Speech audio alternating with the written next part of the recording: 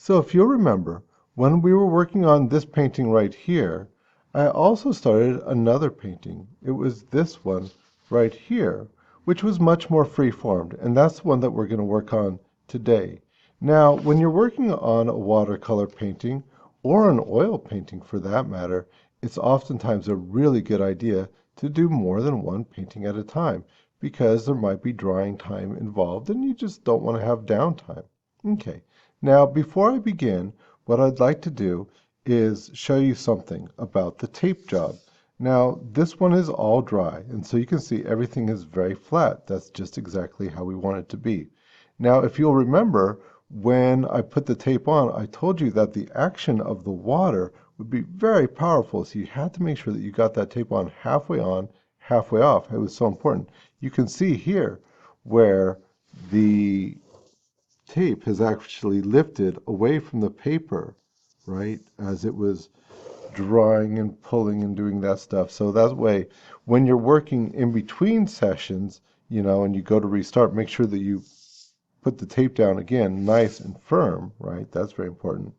The other thing was that when I put the tape on, I did it in parallel. In other words, I did not go like around, round, round, round like that. I did top and bottom, and side.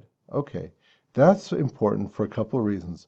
One of the main reasons why it's important is because when you go to take the tape off, it's a lot cleaner and easier. Now, you would think that taking the tape off would be like really, sort of self-explanatory, but you'd be surprised. Okay, I think with this one, I'll start here. Remember, this is the one where I had that little tear in the paper, and I went ahead and, since this was just an exercise, I went ahead and just put a little piece of tape on there to preserve it. I'm not going to worry about that right there. Once again, if it was a finished one, I might just start over. What are you going to do, right? If this was supposed to be like some sort of a really finished work. Anyways, but when I go to taking the rest of the tape off, you'll see that since I've done it in parallel, it'll be much easier. So important when you take your tape off to pull it away from your work.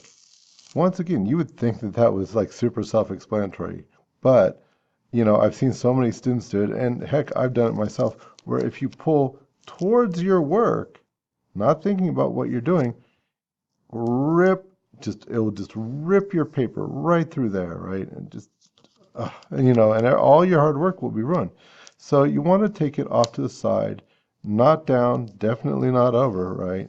And just to the side, nice and easy, pulling, and you'll see that will come off nice and clean. And because it's parallel, what it is that piece was totally on top, and it doesn't pull on these corners here at the top or at the bottom. Same thing with this side over here. You know that this side is on top because you did them in parallel. So you can just start with this corner, definitely pulling away from your work. And that way, if it catches anything, the worst it can do is tear out a little bit this way. And that's okay because, work really should be framed, especially paperwork. And so this little white part that's left on the paper here, this is going to be just covered up by your frame anyways. Okay, so I'll just pull that ever so gently away from my work.